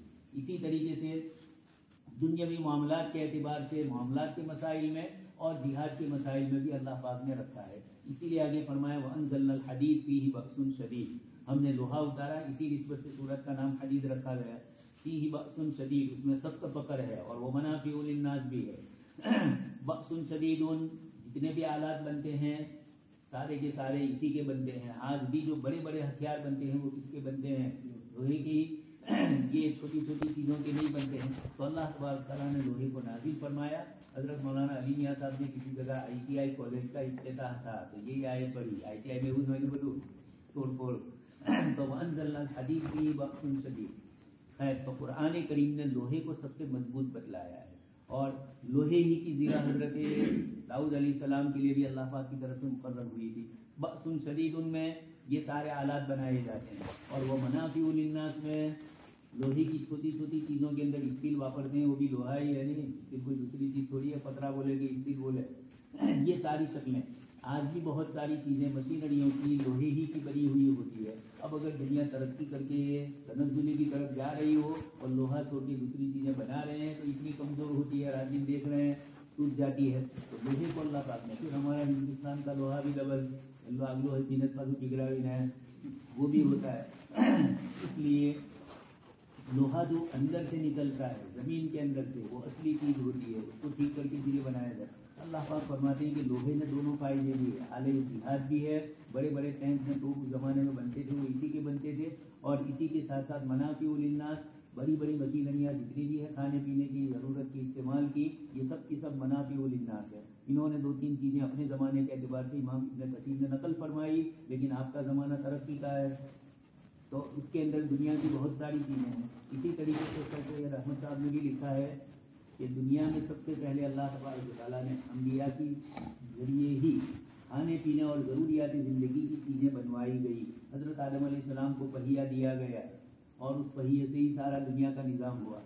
اور بھی بہت سی چیزیں ہیں. وَاصْنَعِ الْفُلْكَ بِأَعْيُنِنَا, کوئی آیت ہے قرآن میں ایسی. حضرت نوح علیہ السلام کو اللہ پاک فرماتے ہیں کہ کشتی ہماری نگرانی میں بنائی گئی. اس کی تشریح کرتے ہوئے مفتی شفیع صاحب رحمۃ اللہ علیہ نے اکثر سید احمد کے قول کو نقل کیا ہے, اور اس طرح کی کئی چیزیں جو اللہ پاک نے پہلے سے پیدا فرمائی. پہلے زمانے کے لوگ ہم سے زیادہ سمجھدار, عقلمند اور ہوشیار تھے. آج کا انسان کتنا ہی دعویٰ کرتا رہے, کتنا زیادہ اس میں پڑھا ہوا ہو, لیکن عمارتیں دیکھ رہے ہیں کما ہوا بیچارے ان کی عقل کا اور ان کے علم کا پردہ فاش ہوتا ہے کس طریقے سے. اور پہلے زمانے کے لوگوں نے جو بلڈنگیں بنائی پتھر رکھ کر ایسی بنائی, احمدآباد کی نے, بھروچ کی تو ایک ہی ہے, احمد آباد میں دیر پڑی ہوئی مسجد ہے, ذرا بھی ادھر سے ادھر ایک اینچ بھی ادھر سے ادھر نہیں ہوئی ہے, پوری ترتیب کے ساتھ بنائی ہے. احرام مصر بنایا 250 کلو کا ایک پتھر, اور وہ سارے ہزاروں کی تعداد کے اندر مصر کے اندر پیرامڈ جو بنے ہیں. ابو الہول بنا ہے, نام بھی ابو الہول اور ہے بھی وہ ایسا ہی. تو وہ اس طریقے کے یہ کیسے انسانوں نے بنایا. آج کا انسان تو حیرت میں پڑ جاتا ہے, لیکن اس کے بیچارے کے تو لوہے سے یہ سب نظر آ ہی جاتا ہے تماشے میں. تو یہ اس طریقے کا ایک ہی بارش کے اندر, اور وہاں برسوں سے بیٹھی ہوئی ہے عمارتیں, لیکن اس کو ذرہ برابر کچھ نہیں ہو رہا. تو اور بھی اس طرح کھانے پینے کی ضروریات کی چیزیں بھی ان لوگوں نے سب کچھ کیا تھا. وہ منافع للناس وَلِيَعْلَمَ اللَّهُ مَن يَنصُرُهُ وَرُسُلَهُ بِالْغَيْبِ. اللہ پاک جاننا چاہے, اوپر آ چکا ہے کہ معتزلہ یہ سمجھتے ہیں کہ نعوذ باللہ اللہ پاک کو کسی چیز کے واقع ہونے سے پہلے اس کا علم نہیں ہے. قبل وقوع الشیء اللہ پاک کو علم نہیں ہے, بعد وقوع الشیء ہے. اس آیت نے ما اصاب من مصیبت نے اسی کا جواب دیا ہے. قبل وقوع الشیء بھی اللہ پاک کو علم ہے, اور بعد وقوع الشیء لوگوں کے ساتھ ویڈیو کے جاگے وہ بن گئی نا 9 مہینہ مہینہ ہونا رکا تو بمبئی والے نئی تکلیف آ گئی ہوئی, ذرا اونچے ہو جاؤ. ماشاء اللہ اتنی لمبی تھوڑی داڑھی اور بیٹھے رہے. ولقد أرسلنا نوحا وإبراهيم وجعلنا في ذريتهما النبوة والكتاب فمنهم مهتد وكثير منهم فاسقون ثم قفينا على آثارهم برسلنا وقفينا بعيسى ابن مريم وآتيناه الإنجيل وجعلنا في قلوب الذين اتبعوه رأفة ورحمة ورهبانية ابتدعوها ما كتبناها عليهم إلا ابتغاء رضوان الله فما رعوا حق رعايتها فآتينا الذين آمنوا منهم أجرهم وكثير منهم فاسقون. البتہ تحقیق ہم نے پیغمبر بنا کر بھیجا نوح علیہ الصلوۃ والسلام کو اور ابراہیم علیہ الصلوۃ والسلام کو, اور ہم نے رکھا ان دونوں کی اولاد رسالت نبوت اور کتاب کو، بس ان میں سے کچھ ہدایت یافتہ ہوئے اور ان میں سے بہت سے نافرمان ہوئے. پھر ہم نے بھیجا ان کے پیچھے ہمارے پیغمبروں کو، اور ہم نے بھیجا عیسیٰ بن مریم علیہ السلام کو، اور ہم نے ان کو عطا کی انجیل، اور ہم نے رکھا ان لوگوں کے دلوں میں جنہوں نے ان کی اتباع کی نرمی اور رحمت کو، اور رہبانیت تو انہوں نے گڑھ لی تھی، ہم نے اس کو لازم نہیں کیا تھا ان پر مگر اللہ تعالیٰ کی رضامندی حاصل کرنے کے لیے، بس انہوں نے اس کی رعایت نہیں کی جیسا کہ اس کی رعایت کرنے مگر اللہ تبارک و تعالیٰ کی رضامندی، بس انہوں نے اس کی رعایت نہیں کی جیسا کہ اس کی رعایت کا حق تھا. بس ہم نے عطا کیا ان لوگوں کو جنہوں نے ایمان لائے ان میں سے ان کا اجر، اور ان میں سے بہت سے نافرمان ہیں. اللہ تبارک و تعالیٰ بتلاتے ہیں کہ جب سے اس نے نوح علیہ السلام کو بھیجا ہے تو نہیں بھیجا اس کے بعد کسی رسول کو اور نہ کسی نبی کو مگر ان کی ذریت میں سے. اسی طرح ابراہیم علیہ السلام خلیل الرحمن کہ نہیں بھیجا کسی رسول کو مگر وہ ان کی نسل سے ہوتا تھا، جیسا کہ اللہ تبارک و تعالیٰ نے فرمایا دوسری آیت کریمہ میں وَجَعَلْنَا فِي ذُرِّيَّتِهِ النُّبُوَّةَ وَالْكِتَابَ، یہاں تک کہ بنی اسرائیل کے انبیاء میں سے آخری نبی عیسیٰ بن مریم علیہ السلام ہوئے جنہوں نے بشارت سنائی اپنے بعد محمد صلوات اللہ وسلم علیہما کی. اس لیے اللہ تبارک و تعالیٰ نے فرمایا ثم قفینا علی آثارہم برسلنا وقفینا بعیسی ابن مریم وآتیناہ الانجیل، اور یہ وہ کتاب ہے جو اللہ تعالیٰ نے وحی فرمائی ان کی طرف. وجعلنا فی قلوب الذین اتبعوہ، اور اسے حواریین مراد ہے، رأفتا یعنی نرمی، اور وہ خشیت ہے، ورحمتا یعنی مخلوق پر، اور باری تبارک و تعالیٰ کا فرمان ورہبانیۃ ابتدعوہا یعنی اس کا گھرنا، یعنی اس کو گھر لیا ہے نصارہ کی امت نے.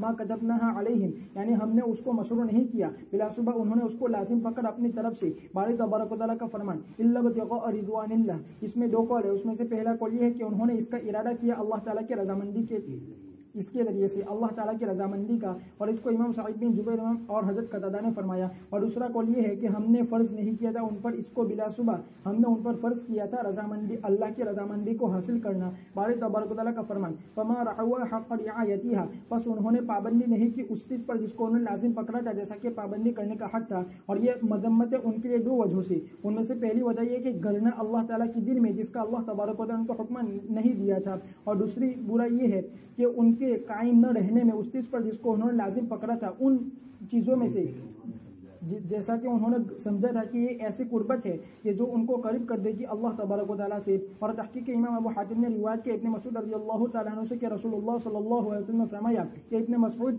میں عرض کیا لبیک یا رسول اللہ، آپ نے فرمایا کیا تم کو معلوم ہے کہ بنی اسرائیل بٹ گئے 72 فرقوں میں، اس میں سے نجات نہیں پائے مگر تین فرقے. ایک فرقہ وہ جو قائم ہو گیا بادشاہ اور ظالموں کے سامنے عیسیٰ بن مریم علیہ السلام کے بعد، بس بلایا اللہ تعالیٰ کے دین کی طرف اور عیسیٰ بن مریم علیہ السلام کے دین کی طرف، پھر انہوں نے قتال کیا ظالموں سے، پھر وہ شہید کر دیے گئے، پس انہوں نے صبر کیا اور نجات پا گئی. پھر ایک دوسری جماعت کھڑی ہوئی، ان کے پاس قوت نہیں تھی قتال کرنے کی، بس وہ بادشاہوں کے سامنے اور ظالموں کے سامنے کھڑے ہوئے، بس انہوں نے بلایا اللہ کے دین کی طرف اور عیسیٰ بن مریم علیہ السلام کے دین کی طرف، بس وہ بھی شہید کر دیے گئے اور ان کو چیر دیا گیا آروں کے ذریعے سے اور جلا دیا گیا آگ میں، بس انہوں نے صبر کیا اور نجات پا گئے. پھر تیسری جماعت کھڑی ہوئی، ان کے پاس نہ قوت تھی اور نہ انصاف کے ساتھ کھڑے رہنے کی طاقت تھی، بس وہ چلے گئے پہاڑوں میں، پھر عبادت کرنے لگے اور رہبانیت اختیار کی. یہی وہ لوگ ہیں کہ اللہ تبارک و تعالیٰ نے ذکر فرمایا وَرَهْبَانِيَّةً ابْتَدَعُوهَا مَا كَتَبْنَاهَا عَلَيْهِمْ. امام احمد نے روایت کے ایاس بن مالک رضی اللہ تعالیٰ عنہ سے کہ نبی کریم صلی اللہ علیہ وسلم نے فرمایا کہ ہر نبی کے لیے رہبانیت ہے اور اس امت کی رہبانیت اللہ تعالیٰ کے راستے میں جہاد کرنا ہے. اور ایک روایت میں ہے کہ ہر امت کے لیے رہبانیت ہے اور اس امت کی رہبانیت اللہ تعالیٰ کے راستے میں جہاد کرنا ہے. ابو سعید خدری رضی اللہ تعالیٰ عنہ سے روایت ہے ایک شخص آپ صلی اللہ علیہ ان کے پاس آیا، پھر کہا کہ مجھے وصیت کیجیے، تو انہوں نے فرمایا کہ آپ نے ایسا سوال کیا ہے جیسا کہ میں نے رسول اللہ صلی اللہ علیہ وسلم سے سوال کیا تھا آپ سے پہلے.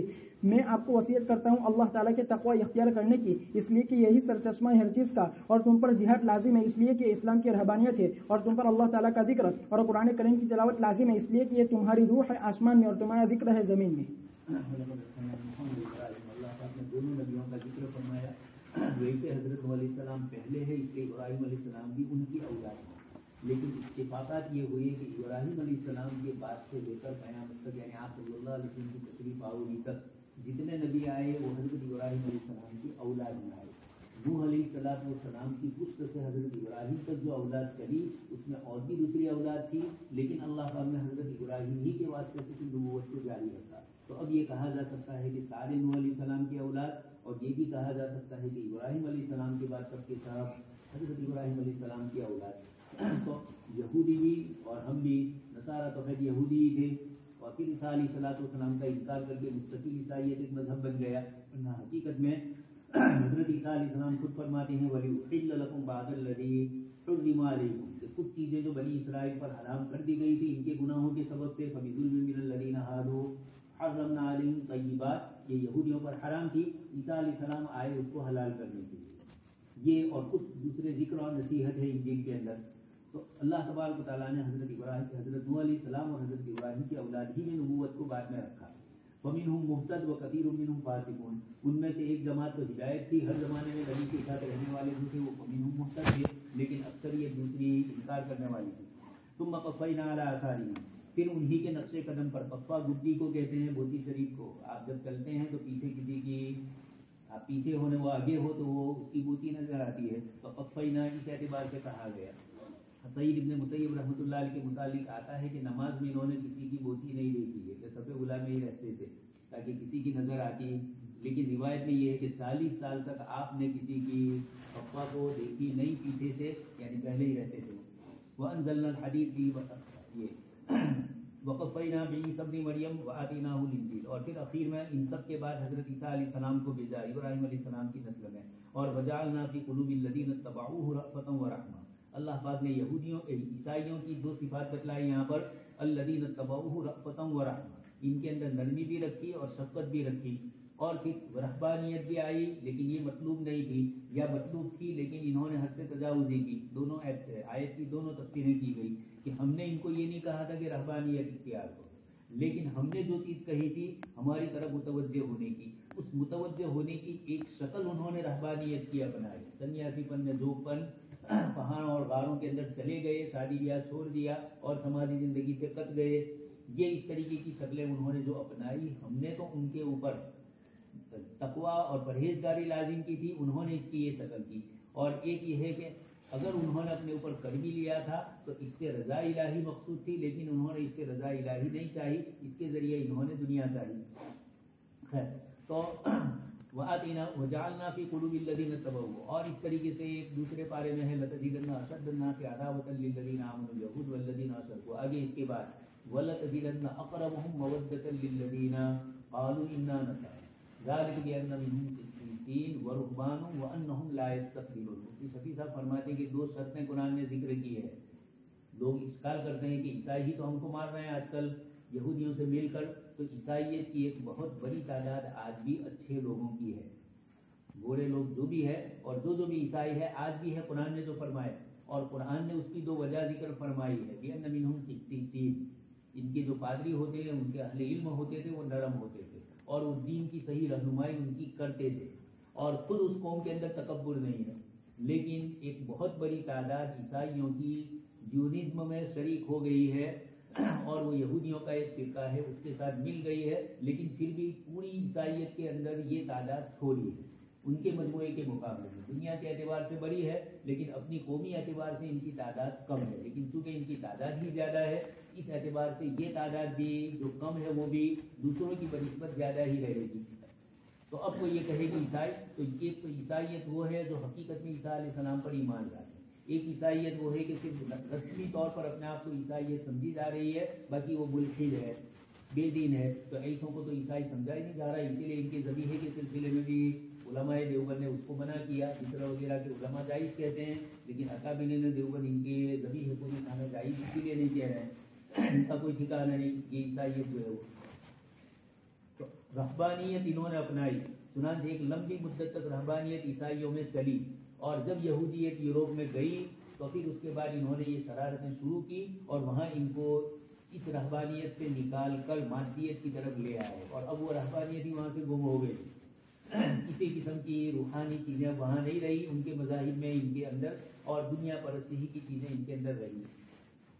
ما كتبنا علیہم، اللہ پاک فرماتے ہیں ہم نے فرض نہیں کی، الا ابتغاء رضوان اللہ، ایک مطلب تو یہ کہ رہبانیت ہم نے ہی مقرر کی تھی، لیکن رہبانیت سے مقصود ہمارا رضامندی بھی ہماری، انہوں نے مقصد وہ نہیں قبول کیا، اس سے بھی معلوم ہوتا ہے مقاصد شرعیہ، انسان کے قصد اور ارادے کا شریعت کے قصد کے مطابق ہونا ضروری ہے، شریعت کا قصد رضا ابتغاء رضوان اللہ تھا اور ان کا قصد رہبانیت سے وہ نہیں تھا۔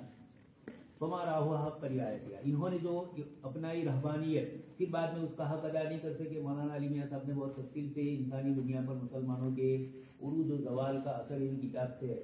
اس کتاب کے اندر مولانا نے تفصیل سے عیسائیت میں یہ جو رہبانیت کے نتیجے میں برائیاں پیدا ہوئی اور ہمارا ہوا حق پر رعایتہ، انہی چرچوں اور انہی گانوں اور گفاؤں کے اندر پھر زیرہ تانیہ وغیرہ سب عام ہوئی. وآتینا الذین آمنوا منہم اجرہم، جو ان پر ایمان لائے ان پر ان کا اجر ہوگا، لیکن اکثریت ان کی بھی فاسق تھی. اللہ تبارک و تعالیٰ نے ان آیات میں انہی کی طرف اشارہ فرمایا کہ عیسائیت کے گروہ 3 ہو گئے.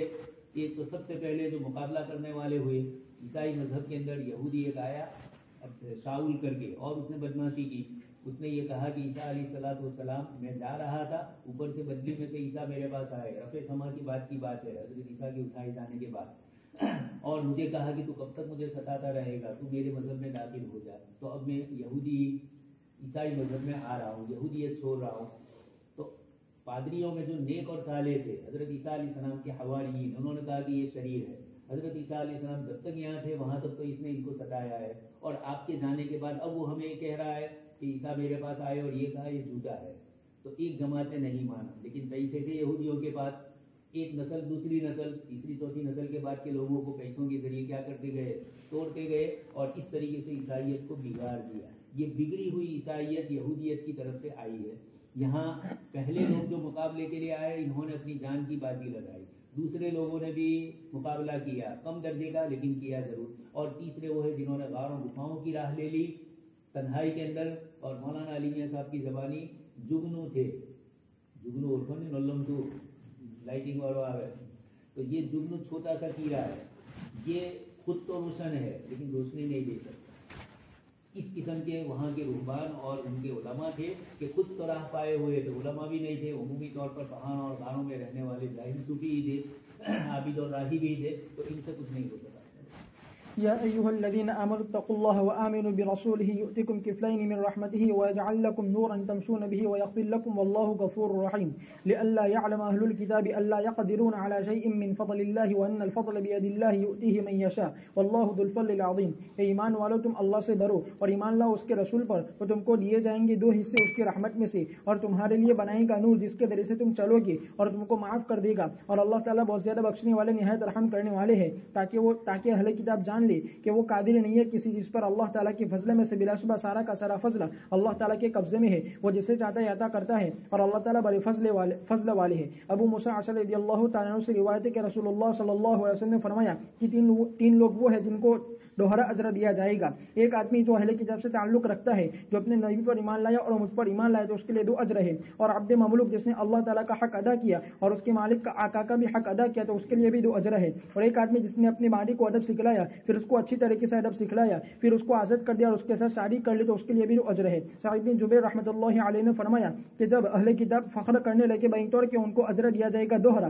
تو اللہ تبارک و تعالیٰ نے اس کے بارے میں یہ آیت کریمہ نازل فرمائی اس امت کے حق میں. یا ایھا الذین آمنوا اتقوا اللہ وآمنوا برسولہ یؤتکم کفلین، یعنی دگنا من رحمتہ، اور ان میں اضافہ فرمایا ویجعل لکم نورا تمشون بہ، یعنی ہدایت جس کے ذریعے سے بصیرت حاصل کی جا سکتی ہے اندھے پن سے اور جہالت سے. ویغفر لکم، پس ان کو فضیلت دی نور کے ذریعے سے اور مغفرت کے ذریعے سے. اور یہ آیت کریمہ ایسی ہے جیسا کہ اللہ تعالیٰ نے فرمایا یا ایھا الذین آمنوا ان تتقوا اللہ یجعل لکم فرقانا ویکفر عنکم سیئاتکم ویغفر لکم واللہ ذو الفضل العظیم. اور وہ حدیث جس سے اس قول کی تائید ہوتی ہے، جس کو امام احمد نے روایت کیا ابن عمر رضی اللہ تعالیٰ عنہ سے کہ رسول اللہ صلی اللہ علیہ وسلم نے فرمایا کہ تمہاری مثال اور یہود و نصارہ کی مثال اس آدمی کی طرح ہے جس نے چند مزدوروں کو کام پر لگایا، پھر اس نے کہا کون میرے لیے عمل کرے گا صبح کی نماز سے لے کر نصف نہار تک ایک قرات کے عوض. سنو، پس یہود نے کام کیا، پھر کہا کہ کون میرے لیے کام کرے گا ظہر کی نماز سے لے کر عصر کی نماز تک ایک قرات کے عوض. سنو، پس نصارہ نے کام کیا، پھر کہا کہ کون میرے لیے عمل کرے گا عصر کی نماز سے لے کر غروب شمس تک 2 قرات کے عوض.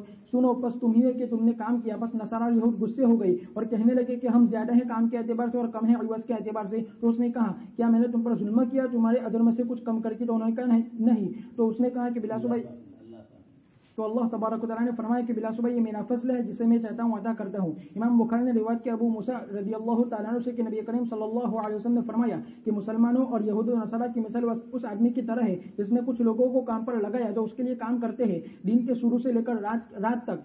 معلوم معلوم اجر پر. بس انہوں نے کام کیا نصف نہر تک. بس انہوں نے کہا کہ ہمیں کوئی ضرورت نہیں ہے تیرے اس اجر کی جو تو نے ہمارے لیے طے کیا ہے، اور جو کچھ ہم نے کام کیا وہ باطل ہے. تو اس نے ان سے کہا کہ تم ایسا مت کرو، تم اپنے بقیہ عمل کو پورا کرو اور تمہاری پوری اجرت کو لے لو. بس انہوں نے انکار کیا اور چھوڑ دیا.